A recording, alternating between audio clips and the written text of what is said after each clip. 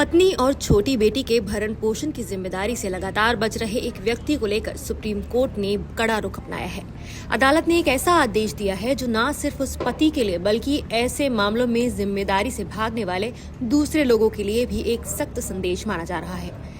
Justice जेबी पारदीवाला और justice KV. Viswanathan की bench ने आदेश दिया कि उस व्यक्ति के दफ्तर को हर महीने उसकी सैलरी से 25,000 रुपए काटकर सीधे उसकी पत्नी के बैंक खाते में आरटीजीएस के जरिए भेजने होंगे। सुनवाई के दौरान अदालत ने पाया कि पति लगातार अदालत के आदेशों की अवहेलना कर रहा था। उसने न केवल पत्नी को भरण पोषण की राशि देने से इनकार किया बल्कि पहले से बकाया रकम भी नहीं चुकाई। ऐसी स्थिति में सुप्रीम कोर्ट ने कहा कि अब उसके पास कठोर कदम उठाने के अलावा कोई विकल्प नहीं बचा है। अदालत ने अपने आदेश में कहा, ऐसी परिस्थितियों में हमारे पास कोई और विकल्प नहीं है।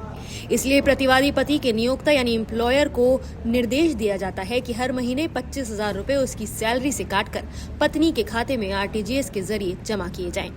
सुनवाई के दौरान अदालत ने इस बात पर भी गंभीर चिंता जताई कि दंपत्ति की 4 साल की बेटी अपनी मां के साथ अकेले रह रही है और पिता ने कई सालों से बच्ची को देखा तक नहीं है। पीठ ने कहा कि ये मामला केवल पति पत्नी के विवाद का नहीं बल्कि एक मासूम बच्चे के भविष्य और भरण पोषण का भी है। रिकॉर्ड के अनुसार महिला और उसका पति 2022 से अलग रह रहे हैं। मामले में समझौते की कोशिशें भी की गई लेकिन मीडिएशन यानी मध्यस्थता सफल नहीं हो सकी। 2024 में एक न्यायिक मजिस्ट्रेट ने पत्नी के पक्ष में अंतरिम भरण पोषण यानी इंटरिम मेंटेनेंस का आदेश भी दिया था। इसके बावजूद पति ने आदेश का पालन नहीं किया और करीब 1,38,000 रुपए का बकाया जमा हो गया। सुनवाई के दौरान पति ने हलफनामा देकर बताया कि उसकी मासिक आय 50,000 रुपए है। अदालत ने सुझाव दिया कि वो 2.5 लाख रुपए जमा कर दे जिसमें बकाया भरण पोषण भी शामिल था, लेकिन उसने इस प्रस्ताव को भी ठुकरा दिया। इतना ही नहीं, सुप्रीम कोर्ट ने पहले ये भी निर्देश दिया था कि वो अपनी पत्नी और बेटी को सुप्रीम कोर्ट मध्यस्थता केंद्र में बुलाने के लिए 25,000 रुपए यात्रा खर्च के रूप में जमा करे, लेकिन अदालत ने पाया कि उसने ये रकम भी जमा नहीं की।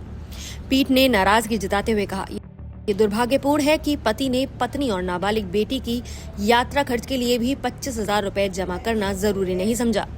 पति की लगातार अवहेलना और आदेशों को नजरअंदाज करने के बाद सुप्रीम कोर्ट ने आखिरकार ये सख्त कदम उठाया और उसके नियोक्ता को निर्देश दिया कि हर महीने 25,000 रुपए उसकी सैलरी से काटकर पत्नी के खाते में सीधे ट्रांसफर किए जाएं। कानूनी विशेषज्ञों का कहना है कि यह आदेश उन मामलों में एक मजबूत मिसाल बन सकता है जहां पति अदालत के आदेशों के बावजूद भरण पोषण देने से बचने की कोशिश करते हैं। फिलहाल आपकी इस मुद्दे और इस फैसले पर क्या राय है, हमें कमेंट करके जरूर बताएं। नमस्कार, मैं हूं मानक गुप्ता। अगर आपको हमारा ये वीडियो पसंद आया हो तो इसे लाइक और शेयर जरूर करें और हाँ, हमें सब्सक्राइब और फॉलो करना ना भूलें ताकि आप देश और दुनिया की कोई खबर मिस ना करें। तो जुड़े रहिए हमारे साथ और देखते रहिए न्यूज़ 24।